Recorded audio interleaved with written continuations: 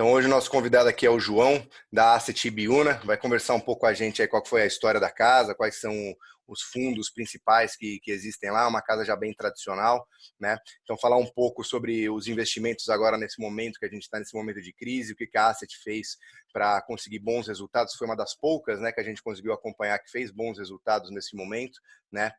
Enfim, e quais são as perspectivas daqui para frente. Então, basicamente, vai ser esse o nosso assunto aí de hoje. Então, por favor, João, se você puder aí se apresentar, contar um pouquinho da história da Ibiúna aí para a gente, enfim, como é que são o modelo de gestão de vocês, os principais fundos que vocês têm. Obrigado, Paulo. Obrigado a todo o Obrigado time você. da iHub. Uma boa tarde a todos os clientes que estão ouvindo a gente. Eu não sei o quanto as pessoas já conhecem a Ibiúna, quanto já tiveram contato no passado, etc. Então, acho que, como o Paulo mesmo disse, é muito importante começar por quem é a Ibiúna, né? Então, eu trabalho na Ibiúna desde o começo, quase. Entrei lá em meados de 2010, que foi o primeiro ano da casa. A casa foi fundada em 2010. Sempre estive no time comercial e nos últimos 3 ou 4 anos focado na parte de plataformas, escritórios ligados a plataformas, etc., justamente porque é um segmento que demanda muito essa proximidade, né? A gente sabe que nos últimos 3 ou 4 anos, uma boa parte dos investidores no Brasil não tinham acesso a casas como a Ibiúna e nossos concorrentes, etc. Então, esse avanço das plataformas, do mundo de varejo como um todo, demanda, obviamente, essa proximidade para você poder levar quem é Ibiúna, os clientes conseguirem separar as casas que existem, quem são as pessoas, etc. Então, isso é muito importante. Estou fazendo esse trabalho já há alguns anos. Bom, a Ibiúna foi fundada em 2010 pelo Mário Torosi e pelo Rodrigo Azevedo. Os dois são muito famosos pela passagem deles pelo Banco Central. Ambos foram diretores de política monetária do Banco Central. O Rodrigo ficou lá de 2004 a 2007. E quando saiu, passou o bastão pro Mário, né? Na verdade, eles já se conheciam antes, o Rodrigo já queria sair. E aí o Meirelles, na época, falou assim, pô, não, então, já que você quer sair, me acha um cara para pegar o seu lugar. E até o Rodrigo brinca que é mais fácil entrar no Banco Central do que sair. Você precisa achar o cara, né? E aí o Mário, na época, estava saindo do Santander e aceitou o desafio, e aí ficou no Banco Central de 2007 a 2009, né? Então, se você somar a passagem dos dois, são, se não me engano, 45 reuniões do Copom que contaram com o voto de um ou de outro, né? E ambos passaram por momentos bem diferentes, né? Da economia brasileira e global, né? Então, o Rodrigo pegou aquele período de 2004 a 2007, que era o mundo andando, com muita liquidez, crescendo, o Brasil aqui também crescendo. Quando o Rodrigo entrou em 2004, ainda existia dívida externa para ser paga, as reservas internacionais eram algo como 20 bi de dólares. O Rodrigo, ao longo da gestão dele, não só pagou a dívida externa, como entregou para o Mário mais de 100 bi de reservas, e o Mário pegou o outro ponto, né? Outro lado da corda, né? Então ele pegou a crise de cara, né? Então ele entrou em 2007, em 2008 já caiu no colo dele a crise de 2008. Mesmo assim ele entregou as reservas cambiais, que é algo que fica, as reservas internacionais, que é algo que fica embaixo da diretoria de política monetária, para o sucessor dele, com mais de 200 bilhões. Então, ambos participaram dessa construção. Todo mundo fala hoje, né? Hoje está bem, né, em destaque esse tema de o que fazer com as reservas, né? Para que tanta reserva nesse momento de crise, etc.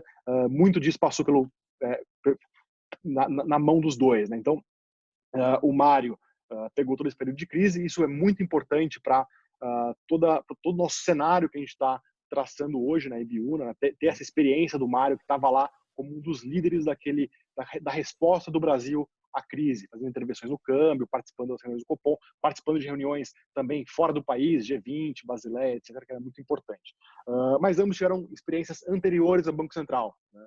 O Rodrigo fez PhD fora, quando voltou, se juntou à equipe de economistas do Banco Garantia.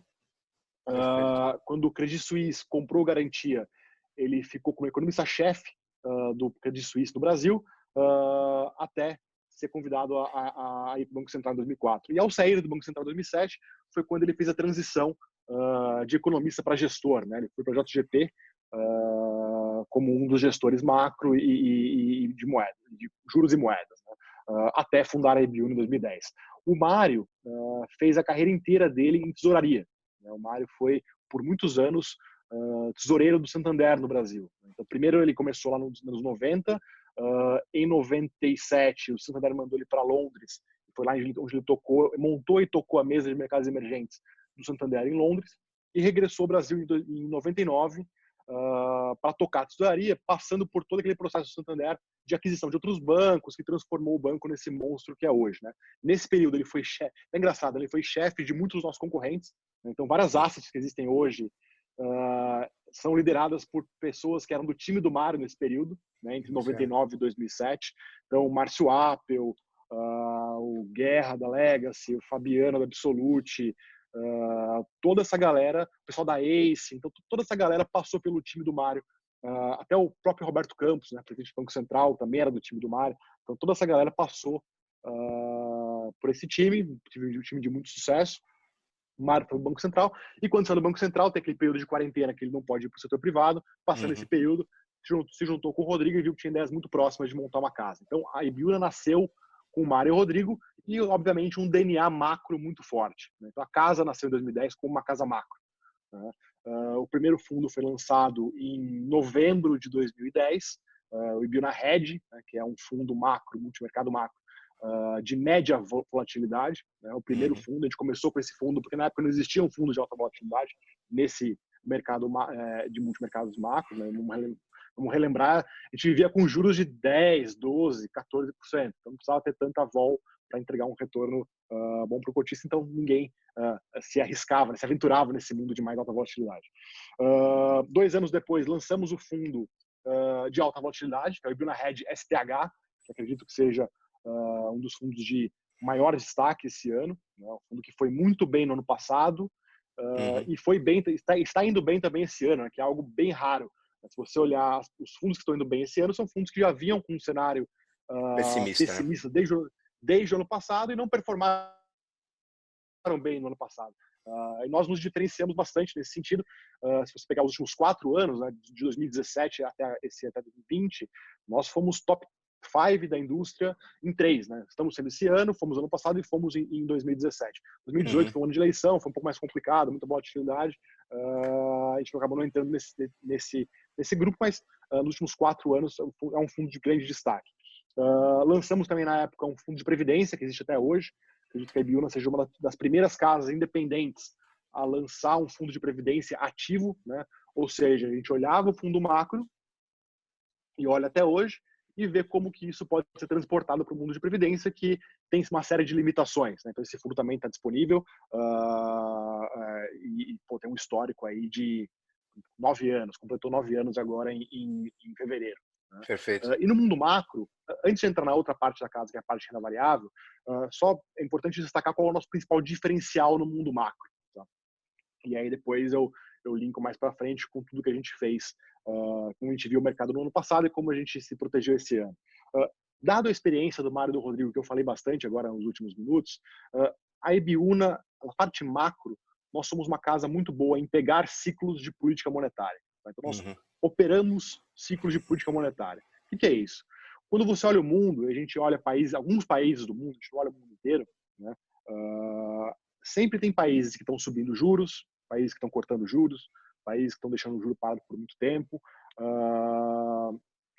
E a grande arte disso tudo, de você encontrar você identificar esses ciclos e ganhar dinheiro em cima desses ciclos, é você identificar quando que vai ter o ponto de virada do ciclo, ou seja, um país que está subindo juros, quando ele vai parar de subir e quando ele vai começar a cortar, ou o contrário, o país está cortando, quando ele vai parar de cortar e vai começar a subir, ou um país está parado há muito tempo e vai se mexer, ou um país está se mexendo muito e vai deixar parado há muito tempo. Então, você identificar qual é o ponto de virada e, encontrando esse ponto de virada, qual que é através de qual ativo você vai explorar esse ciclo. Se vai ser uma posição de juros, se vai ser uma posição de moedas, se vai ser uma posição de bolsa. Tá? Então, na parte macro, a gente identifica que esse seja o nosso maior diferencial. Tá? A gente olha alguns países que a gente olha Brasil, obviamente, onde a gente tem mais exposição, a gente tem mais trades, mas os três da América Latina a gente olha com um grau de cobertura muito forte, então Chile, Colômbia e México, e os países centrais, né? Então, Estados Unidos, Inglaterra e Europa, né? Tem bancos centrais separados, e Japão e China, que a gente olha meio em conjunto. Então, na parte macro, esse é o nosso grande diferencial. Tá? E aí, a bagagem do Mário e do Rodrigo faz muita diferença nesse sentido.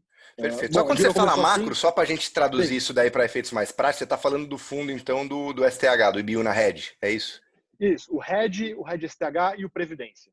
Entendi, São os três perfeito. fundos que compõem esse mundo macro da casa. Tá, E onde tá, a casa tá. começou. Em 2011, a gente lançou a estratégia de renda variável. Tá. Então, na estratégia de renda variável, quem veio para que é o variável ações local, Brasil. Exatamente, são fundos de ações no Brasil. Tá. A gente trouxe o André Leon em 2011, que é um cara que tem mais de 25 anos de experiência, passou pelo Banco Itaú, tocando fundos de renda variável do Itaú, depois foi BRZ Investimentos, onde ele teve muito sucesso, e depois veio para a Ibiúna em 2010. Espera só um momentinho, só para resolver um negocinho, rapidinho. Tá.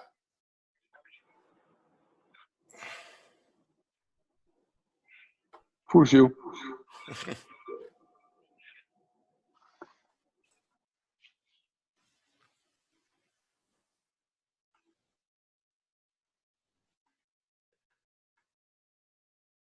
Voltei, Vamos lá, desculpa. Tudo certo, imagina.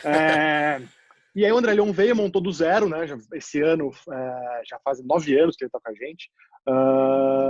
E na estratégia de renda variável, a gente tem 3 fundos, 3 estratégias. Nós temos um fundo long short neutro, que é um fundo que para cada posição comprada tem uma contrapartida vendida.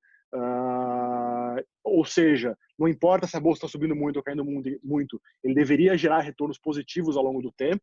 Então, Perfeito. Ele não tem exposição direcional à bolsa. Um fundo long bias, que é aquele fundo que pode ter mais exposição ou menos, então ele faz esse vai e vem de essa flexibilidade de gestão em bolsa.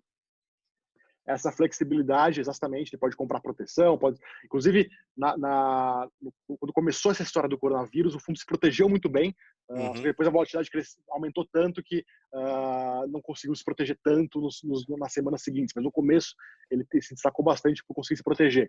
E um fundo long only, que é um fundo, uma carteira de ações comprado no Brasil, que é o Ibiúna Equities. Né? Então, esses 3 fundos compõem a parte de renda variável da casa.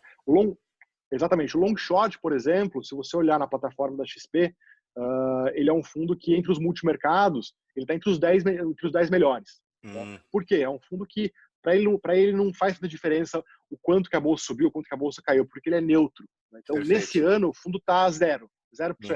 Em 12 meses, ele está algo como 11%, 12% positivo.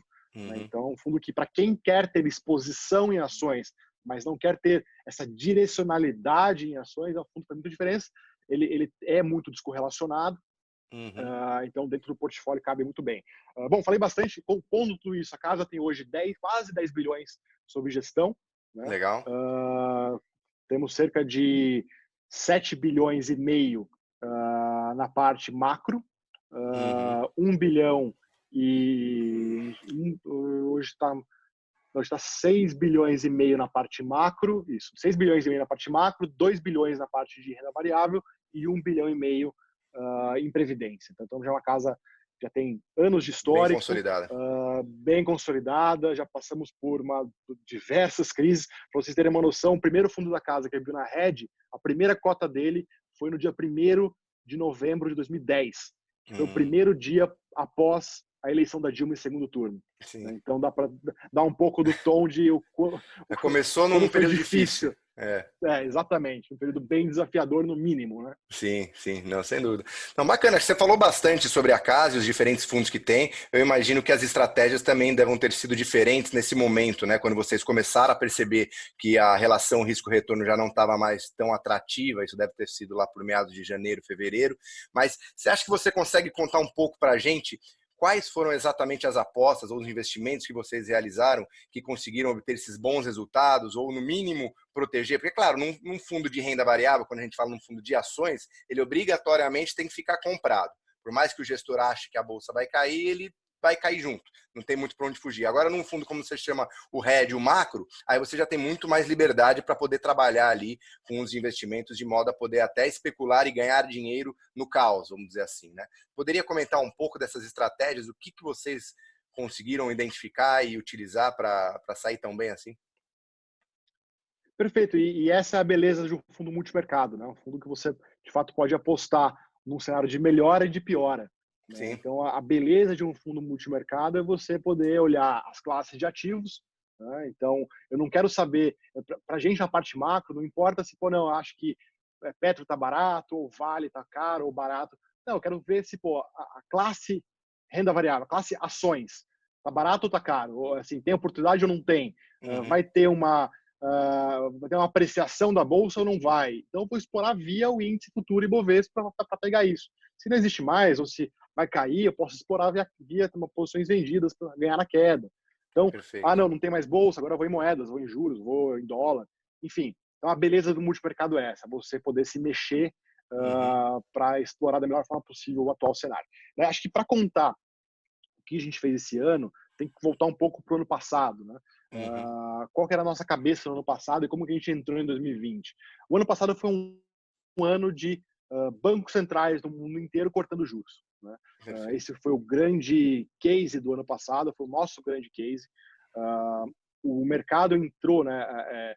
O mundo entrou em 2019 com uma dúvida muito grande se aquele crescimento que a gente vinha vendo nos Estados Unidos, em economias avançadas, desencadearia em um pouso suave ou em uma recessão, né? Uhum. Então, no ano anterior, em 2018, você tinha o Banco Central Americano fazendo um processo de aperto monetário, de subida de juros muito forte, forte para padrões americanos no passado recente, né? Então, vinha subindo juros de maneira significativa. Já existia, no final de 18 para 19, começo de 19, uma discussão se eles tinham subido demais os juros ou não. E aí todo mundo entrou meio com essa dúvida em 2019. Né? Uhum. Até que ali em março, abril de 19, veio o Trump tweetando, acirrando a guerra comercial, elevando essa briga para outro patamar. E ali todo mundo falou assim, olha, esse era o ingrediente que faltava para a probabilidade de você ter uma recessão e não um pouso suave aumentar de maneira significativa, né? Uhum. E ali foi onde virou a chave do Banco Central Americano do tipo, se eu tinha dúvida, agora eu não tenho mais, agora eu vou ter que cortar juros, né? E ali foi um movimento claro de comunicação do Banco Central Americano de que ele não deixaria mais o juro parado por um tempo adequado, ele passaria Uhum. a cortar juros. E é um movimento, só para colocar em contexto, é um movimento extremamente atípico para o Banco Central Americano, né? Por quê? O Banco Central Americano ele é o principal banco central do mundo, né? Sim. E você tem que sempre enxergar o Fed como um transatlântico, né? Então, para o Fed se mover, ele não simplesmente dá um cavalo de pau. Ele sinaliza, ele olha, ele sinaliza mais um pouco, aí ele para de falar, depois ele volta a falar, sinalizando mais um pouquinho, aí até ele leva o mercado para lá e aí ele faz o movimento. Nesse contexto atual, o Fed subiu os juros em dezembro e cortou em julho, Uhum. né? É um movimento muito forte. Vamos lembrar, o juro americano ele é a taxa livre de risco do mundo. Perfeito. Então, todos os ativos do mundo, em alguma magnitude, São reagem, impactados, né? são impactados pelo movimento da taxa de juros americana, né? E quando ele faz isso, todos os bancos centrais do mundo começam a olhar de maneira diferente no novo contexto, né? Então, Uhum. se você tinha países que estavam segurando juros, tinham problemas de crescimento, tinham inflação baixa ainda, mas não estavam mexendo nos juros, com medo de você ter, por exemplo, o Fed voltando a subir, e aí apertava a moeda, o dólar subia, e aí você tinha um problema de repasse de inflação no câmbio. Então, é um caso clássico de por que os bancos estavam esperando, né, o que ia acontecer. Uhum. Você tirou isso da conta, né? Perfeito. Então, uma série de bancos centrais começaram a cortar juros. Então, entre maio de 2019 e outubro de 2019, vários bancos centrais cortaram juros, né? Então, o Brasil cortou, você teve aqui na América Latina, o Chile cortou, o México cortou, lá fora uma série de bancos centrais cortaram juros. Naquele momento, quando a gente percebeu que ia ter esse cavalo de pau, falou assim, beleza, em quais países a gente vai ganhar dinheiro com juros então? bom, vamos ganhar dinheiro daqueles países que vão cortar juros, mas ainda não sabem que vão ter que cortar. Que no início do processo estavam um pouco mais relutantes. O Brasil era um deles, o México,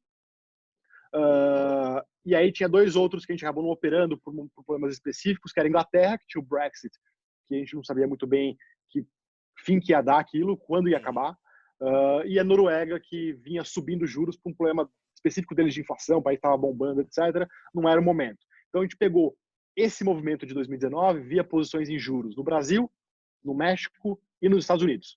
Tá? Então o fundo deu no ano passado 16%, basicamente com essas posições. Tá? Ao chegar no essa visão e essas posições, elas chegaram no limite ali entre outubro e novembro. Tá? Perfeito. Ali já não existia mais muito para ganhar nessas posições, a gente reduziu bastante, a zerar essas posições. E naquele momento, você tinha uma série de riscos macroeconômicos globais que estavam melhorando, né, com uma cara um pouco melhor. Então você tinha a guerra comercial já se tranquilizando e já com cara de que ia chegar num final, o Brexit a mesma coisa, e você tinha ao mesmo tempo vários bancos centrais do mundo que cortaram os juros de maneira significativa, entre eles o Fed. Né? Então Perfeito. você tinha um excesso de relaxamento monetário no mundo. Quando você coloca tudo isso no mesmo bolo, qual que é o resultado? É um ambiente muito propício para ativos de risco. Né? Então, Perfeito. bolsa. Né? Então, bolsa é o principal cavalo para poder se explorar um ambiente propício para ativos de risco. Então, o que a gente fez? A gente migrou essas posições de juros, que eram as principais posições de 2019, para posições de bolsa. Né? E aí a gente comprou bolsas como o Brasil, Ibovespa, S&P, Bolsa Americana, né? E a bolsa e o índice de bolsas emergentes. Né? Isso você está falando quando? Agora ou final de 19? Final de Isso 2019. foi ali. Tá. Isso. Ao longo de novembro de 19 a gente fez esse movimento. Tá. Tivemos uma performance relevante com essas posições ao longo de dezembro de 19 e entramos com essa cabeça em 2020. Uma cabeça bem construtiva para ativos de risco. Com uma cabeça de que, poxa, não tem cara hoje de que teremos uma recessão no curto prazo. Perfeito. Muito mais cara de que é um pouso suave com excesso de liquidez no mundo, né, que é muito propício para ativos de risco. Quando começou 2020, a gente começava a olhar aqui a bolsa no Brasil e a gente começou a achar ela um pouco cara. Né? O movimento subiu foi muito muito rápido, forte né? em dezembro, subiu muito, muito rápido. E é sempre bom colocar em contexto que não existe uma só bolsa no Brasil, né? Tem várias bolsas. Você tem a bolsa, tem o índice Bovespa, com várias empresas. Você pode olhar só as domésticas, né, mais ligadas ao consumo doméstico. Você pode olhar as de commodities, você pode olhar doméstico sem banco, você pode olhar de vários cortes do índice. E esses cortes davam sinais diferentes. Então, por exemplo, commodities parecia muito barato, porque a Vale estava em níveis extremamente atrativos de valuation por toda a conta dos desastres ambientais, etc. Mas você olhava a parte de consumo doméstico, empresas ligadas ao consumo doméstico, estava muito caro, estava muito além da banda que ele geralmente negocia em termos de valor, né? E a gente começou a ficar um pouco mais preocupado, né? Que você tinha já o mercado pagando um prêmio excessivo para determinados por essas setores, empresas, né? para determinados setores. Aí a gente começou a olhar e falou assim, bom, mas o que pode acontecer para que você tenha uma correção do mercado de ações no curto prazo, né? Que possa, de fato, trazer esses preços para patamares mais normais, digamos assim. E aí, na época, teve todo o caso do Irã, que estresse Estados Unidos e Irã, mas aquilo aconteceu e depois meio que já se dissipou nos dias seguintes, nas semanas seguintes. E aí, de novo, teve a eleição americana, né, que também era um assunto muito abordado naquele momento, de quando que vai começar a fazer preço? Não, porque o Bloomberg está andando bem nas pesquisas, não, mas o Bernie Sanders também está crescendo. E aí veio o coronavírus. Né? E aí já era algo que estava impactando de maneira significativa a economia da China. Né? Então a gente olhava, por exemplo, um dado que até marcou, a gente olhava, tem aquela empresa TomTom, não sei se vocês lembram da empresa TomTom, que na época pré-Waze, que teve o GPS, era o GPS da TomTom. A TomTom ainda existe, e eles fazem um mapeamento dos índices de tráfego nas grandes cidades do mundo. Tem Brasil, tem aqui São Paulo, tem Rio de Janeiro, a gente está acompanhando isso, de tráfego nas ruas, né, de carro mesmo. E a gente começou a olhar esses dados para a China, né, e estava caindo algo como 90%. Tá? O nível de congestionamento na China. Eles já estavam implementando lockdowns bem severos, né, e a China tem mecanismo para fazer isso rápido e de maneira bem significativa. E aí a gente começou a olhar outros dados, e o nosso economista chegou um dia e falou assim, cara, com esses dados que a gente está olhando da China, isso está mirando para um PMI de 28. Né? Então, para quem não sabe o que é o PMI ele é um índice que ele mede se um país está expandindo ou contraindo. Ele é mensal, né? Então ele é mensal. A empresa que constrói esse índice é a Markit. E para saber se o país está expandindo ou contraindo, a Markit ela liga para as empresas do país. Né? Então ele vai lá todo mês, liga para uma série de empresas e pergunta: está contratando mais do que o mês anterior? Você está, seus estoques estão maiores ou menores do que o mês anterior? Você está produzindo mais do que o mês anterior? Se está tudo igual, se todas as empresas estão fazendo igual elas estavam fazendo no mês anterior, esse índice é 50. Se tem mais empresas contratando mais, produzindo mais, etc., esse índice é acima de 50. E se as empresas estão fazendo menos, de forma geral, né, na média ali, abaixo. Esse índice é abaixo de 50. Então, um país que está expandindo, que está com PIB positivo, crescendo e tudo mais, esse índice roda 52, 54. Um país está voando, absurdo, é mais próximo de 60. E o contrário também vale. Né? Um país que está numa recessão bem severa, esse número bate 42, 43. Sim. E os nossos dados que a gente estava olhando, estava mirando para um PMI de 28 na China. É muito baixo. É muito, assim, é um negócio assustador. Né? Então, naquele momento, a gente falou assim, olha, isso é relevante, isso é muito relevante. E a gente começou a inserir, a partir daquele momento, a gente começou a inserir com mais vontade, digamos assim, proteções na carteira. Né? E a gente escolheu via 3 ativos. Títulos do Tesouro Americano, de 10 anos, né? Que a gente começou a comprar quando esses títulos estavam pagando 1,6% ao ano. Hoje está pagando 0,6%. Né? Então já caiu 1% desde que a gente entrou. Compramos Isso, dólar. no caso, valoriza, né? Só para explicar para o pessoal que está ouvindo. Quando você compra um título e ele cai o rendimento, na verdade, ele valoriza na sua carteira. Exatamente. E caiu para 0,6%, que é um dos menores patamares. Não é o menor ainda, porque no início de março bateu 0,45, se eu não me engano, que foi o menor patamar da história desse título de 10 anos americano.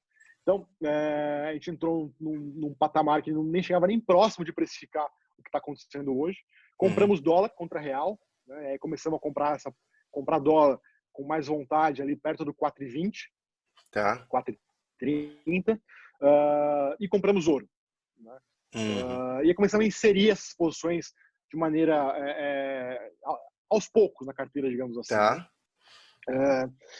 E ao longo do tempo, quando a gente começou a ver que, começaram os primeiros casos na Europa, a China, de fato, o problema estava se agravando, você tinha um tempo entre o lockdown e isso aparecer nos números mesmo razoável, a gente começou a reduzir essas posições que a gente tinha pró-risco, tá?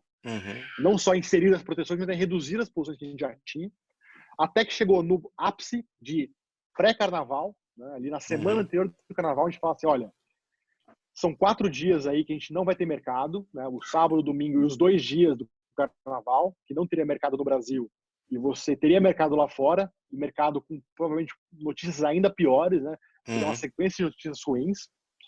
E naquele momento falou assim, beleza, vamos reduzir com mais vontade essas posições pró-risco. Né? Então a posição em bolsa, só para colocar em números, né? A posição em bolsa, até começo ali de fevereiro, a gente tinha como algo como 20 a 25% comprado em índices de ações, no Brasil e lá fora. Né? Na semana pré-carnaval, a gente reduziu isso para algo como 6 a 8%. A gente reduziu muito as posições, muito. E as proteções, a gente aumentou de maneira significativa. E um bom número o dólar real, quando a gente começou a colocar na carteira, o dólar era algo como 6% da carteira. A gente foi para o carnaval com mais de 20% comprado em dólar. Então a gente aumentou, não só aumentou de maneira significativa, como a gente reduziu as posições pro risco. E fomos assim para a semana de carnaval. E aí foi onde, de fato, foi o grande ponto de virada dessa história toda. Os números na Itália começaram a aumentar. Aceleraram. Você teve o S&P com perdas significativas na segunda e na terça. O mercado aqui bateu o limite de baixa na quarta-feira e vários dias seguintes. Quando a gente viu, na primeira semana de março, a gente começou a olhar para os nossos números de PIB, né, que a gente, só para colocar numa história, esses nossos números de PIB, a gente entrou em 2020 com algo como 2,3% a 2,5% de crescimento positivo no Brasil.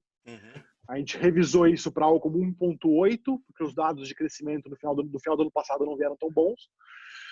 E aí, ali ao longo da primeira semana de março, você olha, melhor é zero, e depois falou assim, não, vai ser negativo e pode ser muito negativo. Né? E ali a gente zerou completamente as posições de bolsa. Tá? E aí, aquelas proteções que no final de fevereiro eram proteções, viraram posições. A gente aumentou bastante essas proteções e surfamos esse movimento ao longo de março quase inteiro, né? Com essas posições. Né? Ao longo de março teve um ponto importante que foi aonde abriu espaço para um novo cenário que daria, obviamente, espaço para novas posições. Né? Porque é uma crise tão aguda, né? E aí comparando com a crise de 2008, é muito mais aguda. Né? A crise de 2008, para você bater o desemprego que bateu na época, demorou meses. Né? Essa foi em semanas, né? Em um mês, semanas. Né? Então você teve o dado de, todo mundo acho que chegou a acompanhar, o dado de seguro-desemprego, um negócio assustador. Né? E a gente acredita que os próximos dados continuarão sendo assustadores. O nível de, mas também você não acha que lá nos Estados Unidos é um pouco diferente o mercado de trabalho, né? Lá para mandar embora eles não precisam de muito, né? Se vai fechar por uma semana, se manda embora. Então... Exato, é um mercado que ajusta muito mais rápido. O custo de demitir e o custo de contratar, ele é quase que zero. Nulo, É nulo. Então, obviamente, quando você tem a volta, né?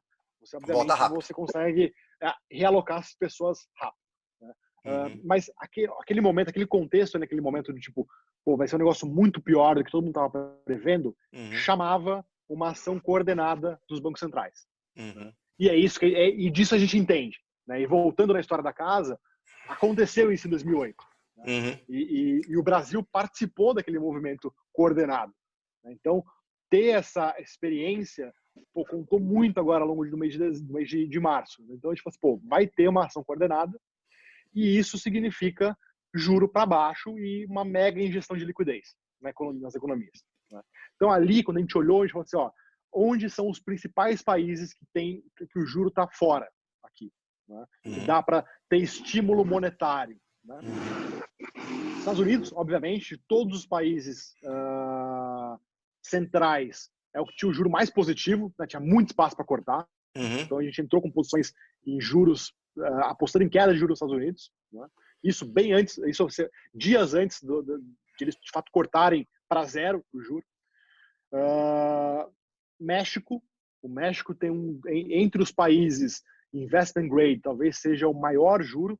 Tá? Há um mês atrás era algo como 7,5%. Tá? Chile também tinha espaço para cortar e o Chile tem um espaço fiscal muito grande para fazer, para estimular, injetar liquidez, estimular, etc. E provavelmente a gente acreditava que também teria esse espaço monetário para colocar o juro lá embaixo. Inglaterra, que você não tinha mais o Brexit na frente, tinha também um juro relevante poderia ser cortado e virar mais estimulativo. E eu falei, bom, basicamente são esses. Né, e o Brasil. Mas o Brasil, a gente esperou um pouco para entrar, porque a gente sabia que você tinha o problema do dólar, né, que cortar juro no Brasil com o dólar descarrilhando no momento, como estava naquele momento, poderia ser algo perigoso. Tira mais dólar ainda. Imaginava, já que o Banco Central aqui no Brasil... então a gente acreditava que o Banco Central no Brasil seria mais cauteloso que o desses outros países. Então a gente esperou um pouco mais para entrar na posição de aposta de queda de juros no Brasil. quando bateu aqueles limites de alta no mercado de juros aqui no Brasil, que foi ali meados de março, ali ficou muito atrativo e ali a gente montou as posições e pegamos desde então a volta. Tá? Então, foi extremamente acertada essa espera naquele momento. De todos esses que eu citei... Desculpa cortar, vocês continuam com essas posições? Acham que ainda tem mais Sem espaço? problema. Exato. Então a gente já mudou bastante. Tá? As únicas posições que a gente ainda mantém em níveis um pouco menores, mas em um bom nível ainda de posição, é Brasil e México. Tá? Isso apostando que os juros vai cair mais do que o que está na curva, é isso? Nos juros. Exatamente. Tá, exato. No Brasil e no México. Tá? O Brasil, a gente pode... O Brasil, ele não tem, a gente não está apostando tanto de quanto vai cortar na próxima. Tá? Porque, obviamente, o Banco Central acertadamente está fazendo isso como um processo bem gradual. Sim. Porque no Brasil, até um parênteses aqui, o Brasil, como a gente tem todo esse plano do câmbio, tem toda a parte fiscal que não estava nos trilhos ainda, vai piorar a parte fiscal por todos os estímulos acertados. Tem que ter estímulo. Sim. É por isso que um país tem que ter as contas em dia para poder ter espaço para estímulo nesse momento. Então vai ter que ter estímulo mesmo, porque a gente parte de um ponto fiscal, o ponto de partida fiscal é ruim. Então vai ter uma piora fiscal. Então o Banco Central tem uma preocupação de, se ele corta muito, o dólar sobe muito. Né? O dólar responde a isso muito rápido. E você muito rápido. E você tem essa deterioração fiscal aí no horizonte, a estrutura de juros de médio e longo prazo, ela piora. Então, você pode ter o seu juro Selic caindo, mas se uma pessoa vai tomar uma dívida de 10 anos, o juro é bem acima. Claro. Então, o efeito que o Banco Central poderia causar seria outro, seria o oposto, né? De piorar as condições financeiras, não melhorar as condições financeiras. Então, acertadamente, eles estão fazendo de maneira gradual, dado todo esse contexto do Brasil que a gente está enxergando agora. Então, de todas as posições, Brasil e México a gente ainda mantém. O Brasil a gente acha que a gente pode ir dormir em dezembro de 2020 com uma Selic com 2 na frente. Então, a gente pode ter algo como 2,5 a 3. Tá? E o México ainda tem juros de 6,5%. Né? Numa economia que já estava entrando em recessão antes do coronavírus, tem uma inflação na meta, e o grande risco do México, que é a moeda depreciar muito e ter um repasse grande para a inflação, vamos lembrar, o México é um país muito conectado com os Estados Unidos. Perfeito. Então, qualquer soluço na taxa de câmbio dólar contra peso mexicano causa um estraguinho na inflação. Né? Então, mas isso já teve esse ajuste. Né? O peso mexicano estava negociando algo como 17 pesos mexicano para dólar, já está algo como 23, 24. Então já fez um grande ajuste. E o principal parceiro comercial dele cortou o juro para 0. Então, a gente acredita que é um país que tem espaço para cortar muito mais o juro. Tá? Então, a gente mantém ainda essas duas posições. Já botamos uma parte no bolso, porque já andou muito. No Brasil hoje, por exemplo, está andando para caramba. A gente está ganhando um bom dinheiro hoje nessas posições de juro no Brasil. Está caindo para caramba a estrutura a termo da curva. Mas já reduzimos bastante. Nessas duas posições já reduzimos um pouco. Tá? Mas o resto, a gente já mudou bastante. Então, Chile e Inglaterra já são posições muito pequenas, tá? Porque já teve o corte. E só um parênteses, todos esses bancos centrais que a gente apostou já cortaram juros. Já fizeram o que tinha que fazer. Já fizeram uma boa parte do movimento. Então, Inglaterra e Chile já são posições muito pequenas. E Estados Unidos, a gente migrou da posição de 10 anos, de juros de 10 anos, para a posição de juros aí mais curtos, de 1 ano, 1 ano e meio. Que é onde você tem ainda alguma gordura para ganhar, algum espaço para ganhar. Só se você permite, no começo do nosso bate-papo, você tinha falado que em 2019 vocês apostavam que ia ter esses estímulos, né, e que de fato ocorreu, e que ele ia ser muito benéfico para ativos de risco. Agora, óbvio, a gente está com uma crise sem precedentes, mas é isso que está acontecendo, e também com estímulos sem precedentes. Tanto via juros, quanto via também estímulo fiscal, que é dando dinheiro mesmo na mão das pessoas, mundo afora isso está acontecendo. Isso os leva também agora a acreditar que os ativos de risco vão ter uma melhora? Quando a gente fala ativos de risco, só para o pessoal saber, a gente está falando de bolsa de valores, né? Exato.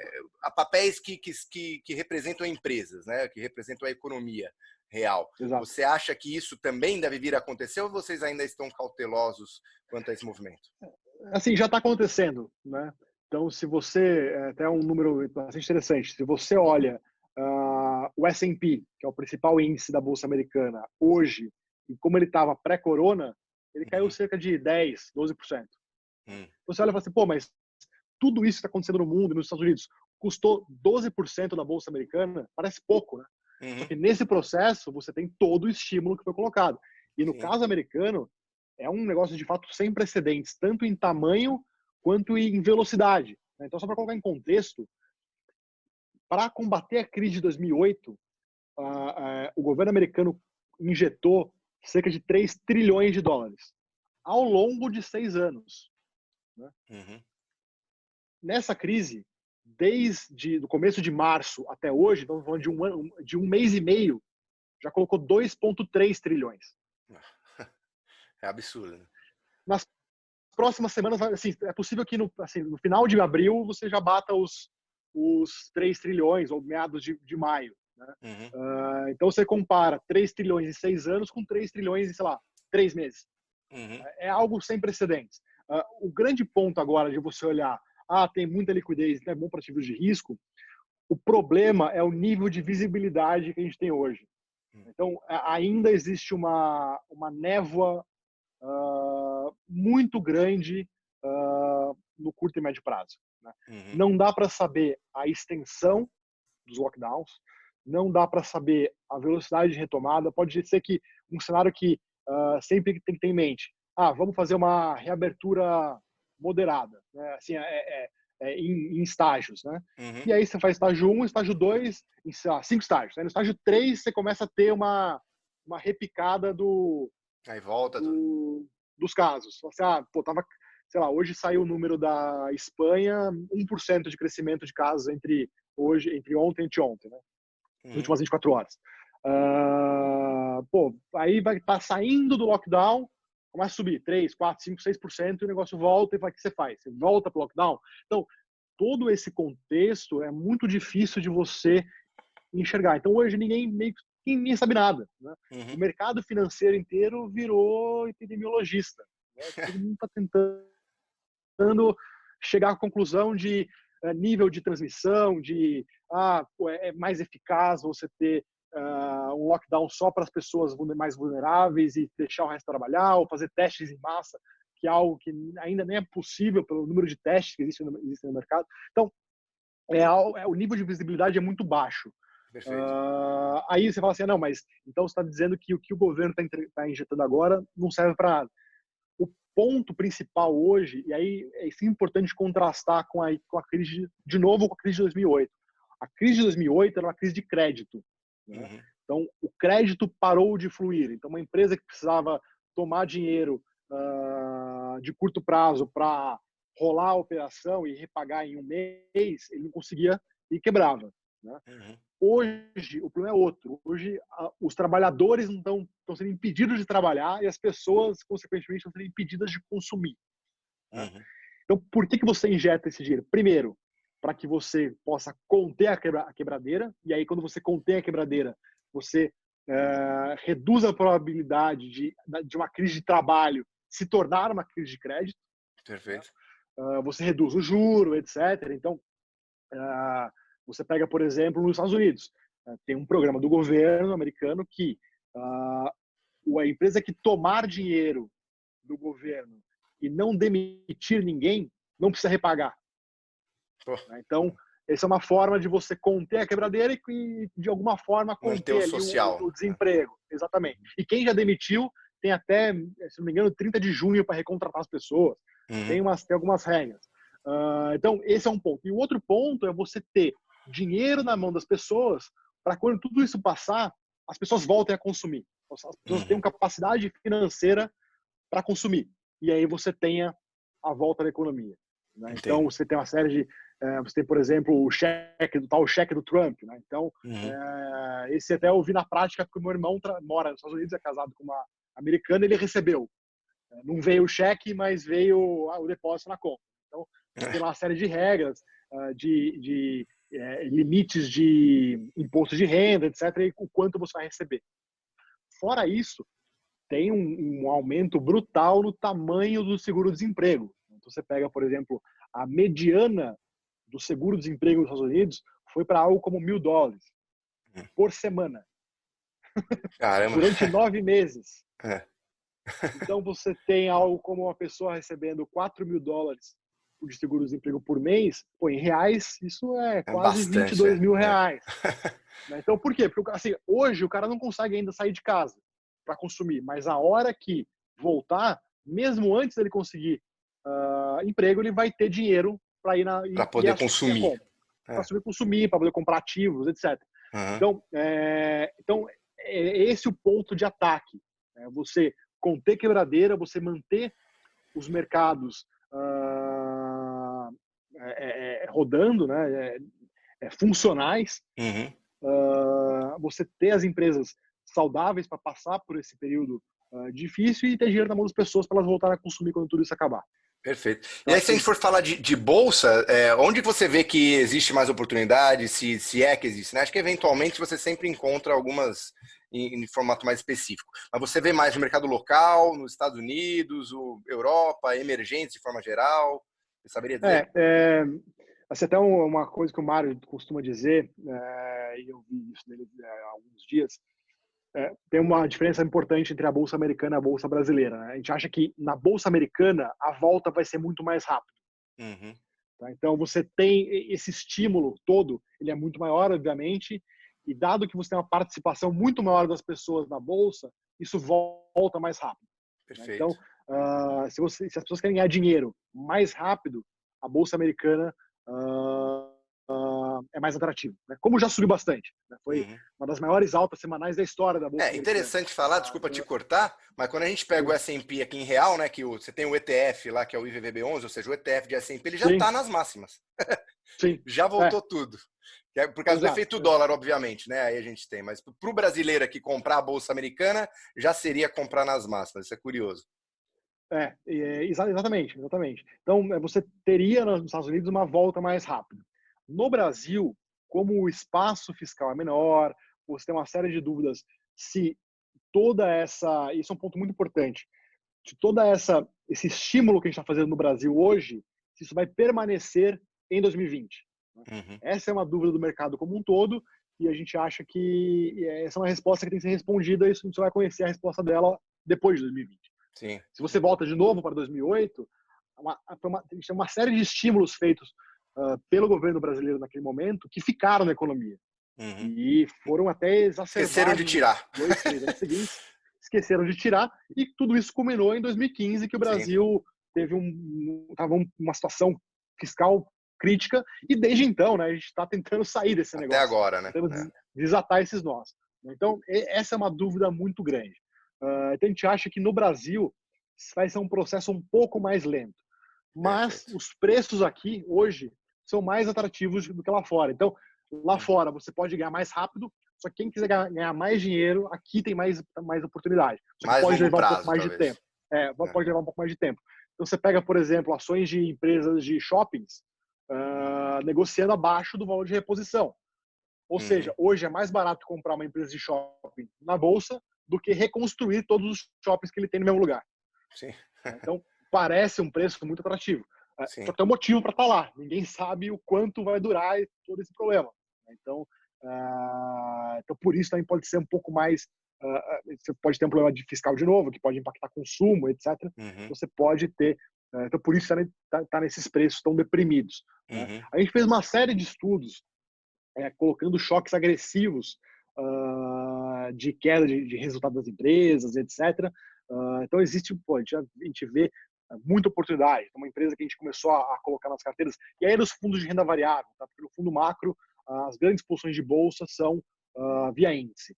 Tá? Uhum. Nos fundos de renda variável, a gente começou a colocar na carteira TOTUS, que é uma empresa que não tem assim, o impacto da Tecnologia, né? pandemia e de consumo não deveria fazer tanta diferença assim. Os sistemas estão lá, estão instalados, Uhum, tem os clientes, então caiu com o mercado como um todo e gerou muito valor. As empresas de shopping, a gente tinha a Aliança Sonai, que era uma empresa que já estava na carteira, a gente não reduziu, não aumentou, a gente manteve. A gente começou a olhar empresas de aluguel de carros, então, por exemplo, Locamérica. uhum, Você coloca, dado, assim, quedas expressivas no resultado de 50% nos próximos 3 trimestres, ou depois uma retomada maior em 2021. E falar assim, não, e aí o resultado só volta para os patamares de 2019 no final de 21. A gente começou a fazer uma série de estudos uhum, e a Locamérica, Via Varejo, são empresas que mostraram ter um valor interessante na bolsa, né? uhum, Empresas que a gente não mexeu são empresas de carnes, né, de proteínas, né? Então JBS, Marfrig, são uhum, empresas. A JBS, por exemplo, é uma empresa que quase 2/3 da empresa é lá fora, então se beneficia muito de dólar apreciado. E você tem todo ainda um problema que saiu um pouco das manchetes, mas tem o problema da febre suína africana que está impactando o preço de proteína no mundo, né? uhum. Então a empresa já vinha se Fazendo ficar beneficiando mais desse caro, né? cenário. Exato, isso continua, né? Então a gente manteve essas empresas. Então a gente preferiu na parte de renda variável dos fundos de ações, no primeiro momento, ao longo de março, privilegiar empresas que têm resultados resilientes, né? Uhum. Que vão ter menos impacto, ou vão ser menos impactadas, né, Na por todo crise, esse né? processo ao longo da crise, e não vão ter problemas de crédito ou de caixa, né? Então Uhum, vão conseguir passar tranquilamente pelos níveis de caixa e pelo nível de dívida que as empresas têm. uhum, E um terceiro ponto que é muito importante, a gente privilegiou empresas que têm liquidez na bolsa, né, que negociam uhum, bastante na bolsa, porque num cenário de pouca visibilidade é importante você ter essa opção de poder entrar em certas posições, de poder mudar uhum, o cenário e conseguir uhum. implementar isso nas posições. Não adianta nada eu ter aqui posições que negociam muito pouco e o meu cenário mudou, eu acertei o cenário que mudou, mas eu demorei muito tempo para conseguir mexer nas minhas posições e não consegui explorar esse cenário da maneira Perfeito, adequada. Então, a perfeito. gente privilegiou esses 3 pontos em como montar a carteira e está aí refletindo nos fundos, né? Então, Uhum, o nosso fundo long bias esse mês está algo como 10, 11% para cima. uhum. Tá subindo É um, bastante. é um dos melhores fundos do mês. O Vocês. long short está ali segurando no 0 a 0, né? Recuperou grande parte do que entregou em março, então já Uhum, entrega um retorno bem adequado nas janelas. Então foi uma estratégia bastante adequada e aí aguardando a temporada de resultados não só desse trimestre que passou, também do segundo trimestre, que vai ser talvez uma das piores da sim, um dos história piores da balanços de história do todas as empresas. Brasil. É. Vocês enxergam algumas Exatamente. oportunidades em assim, papéis que os clientes geralmente nos perguntam muito. Então, primeiro é o petróleo, né, ligado à Petrobras, se existe oportunidade ali, né? Ainda mais hoje a gente viu uma coisa totalmente surreal, que é o petróleo sendo negociado a preços negativos, né? Isso gerou também muitas perguntas, mas pelo menos a nosso ver é uma distorção, porque não faz sentido Exatamente. algum. E também bancos, né? Assim, poxa, o quanto que os bancos de fato Sim. vão vir a sofrer, vão ter inadimplência, ou quanto que eles não conseguem até capitalizar mais mercado. Falando de banco grande, né? Falando dos principais players que tem no mercado, que são os bancos Perfeito. com maior liquidez. Perfeito. Quanto que eles não conseguem sair melhor do que entraram, né? Você vê oportunidade ali? Perfeito. Só comentando sobre o petróleo que caiu muito hoje foi o WTI. Vencimento eu vi agora. Né? Ah, exatamente. Então, há uma percepção que hoje que o custo de estocagem do petróleo WTI é maior do que o preço do petróleo em si, né? É. Isso impacta muito ali. É um problema localizado nos Estados Unidos, né? Uhum, Porque hoje 2/3 do mercado de petróleo,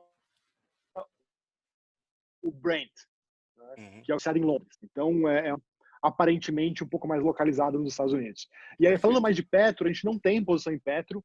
Uhum, É importante colocar em perspectiva os pilares que existiam no case de Petro que a gente tinha ao longo do ano passado, e que hoje são um pouco mais turbulentos. Então, você tinha toda a parte de desinvestimento, né, pela empresa, então vender ativos, vai privatizar a parte de refino ou não.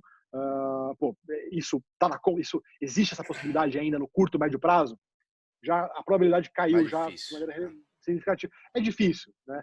Ainda mais no momento que você precisa estimular a economia de alguma forma, e você privatizar o refino, você tirar esse poder da mão do governo, então você pode ter o governo jogando isso um pouco para frente.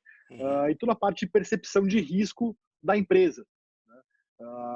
Então, isso caiu, subiu, assim, na média subiu, né? Não só porque o mercado de petróleo ficou muito mais volátil, como você tem a disposição maior do governo de ser um pouco mais intervencionista na empresa. Existe um terceiro ponto também, que é importante. A Petro vinha sinalizando aumento de produção.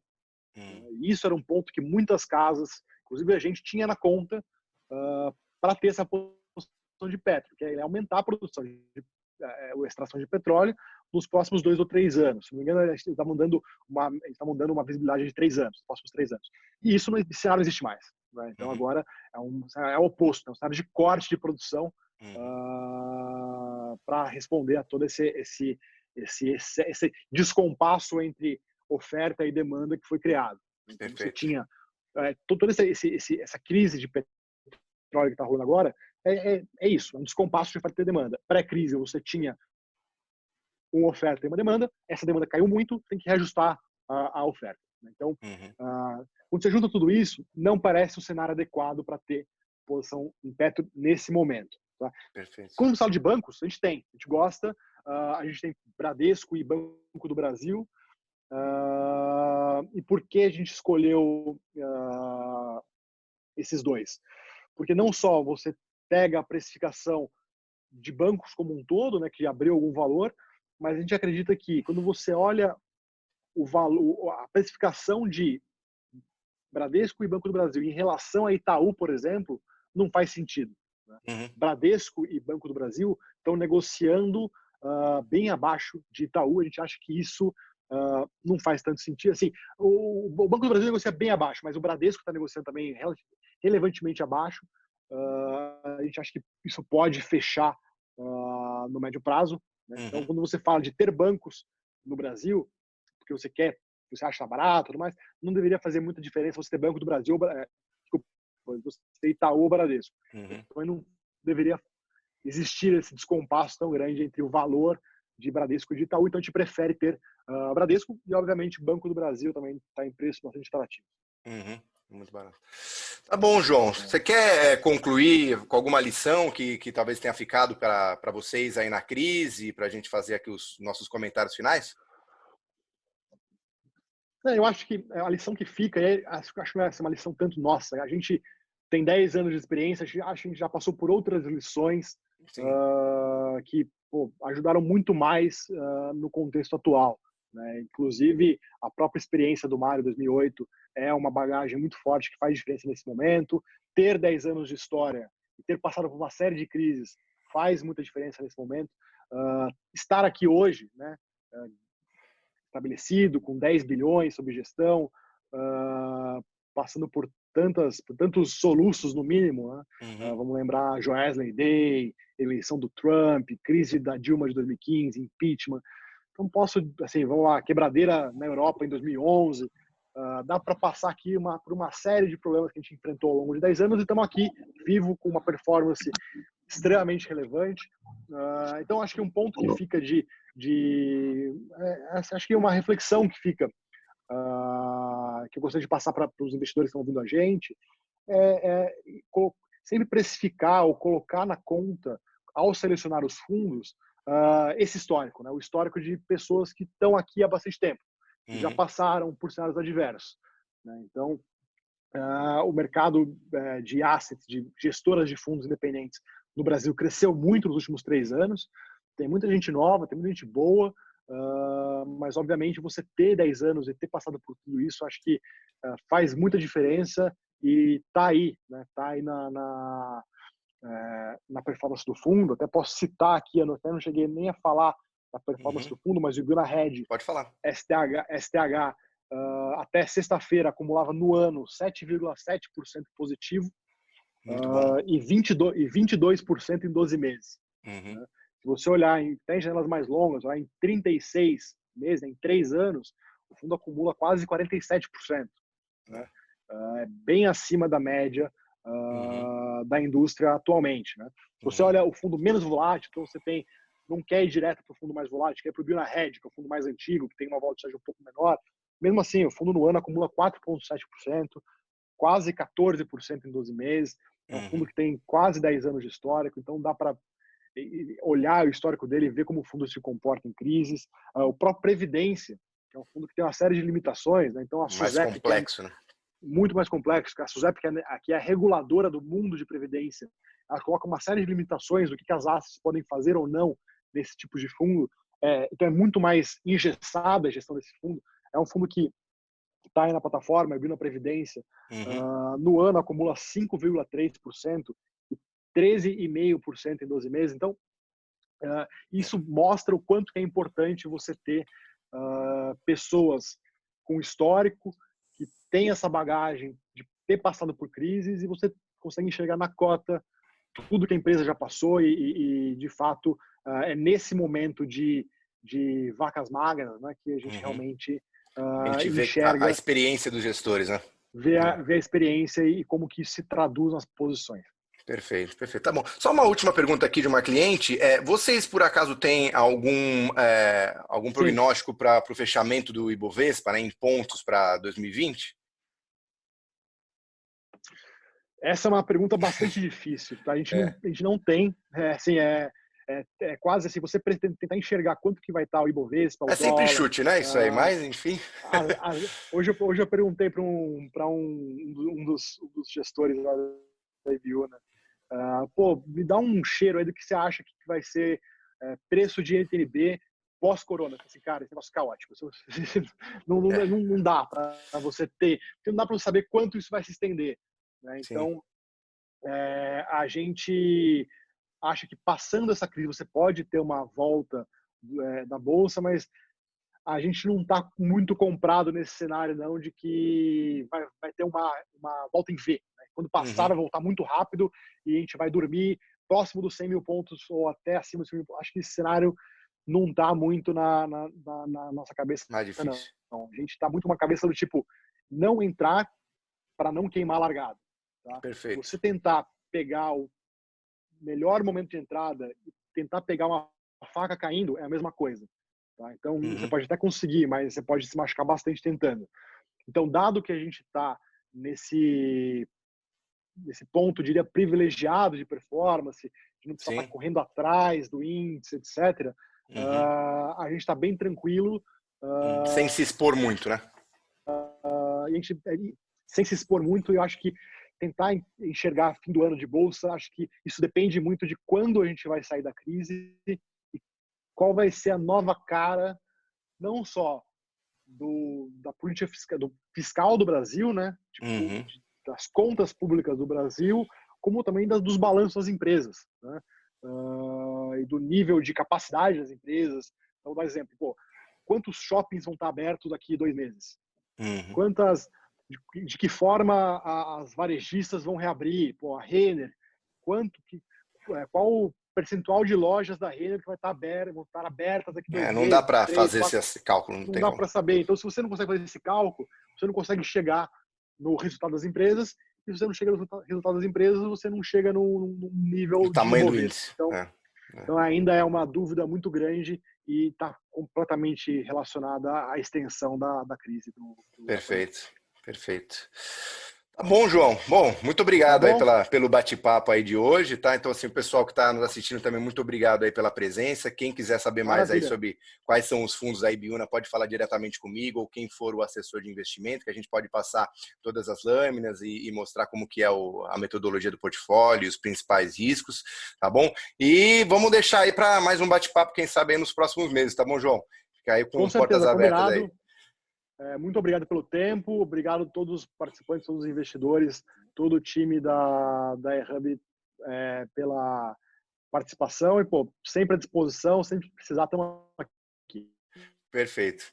Obrigado, João. Boa noite a todo mundo, pessoal. Tchau, tchau.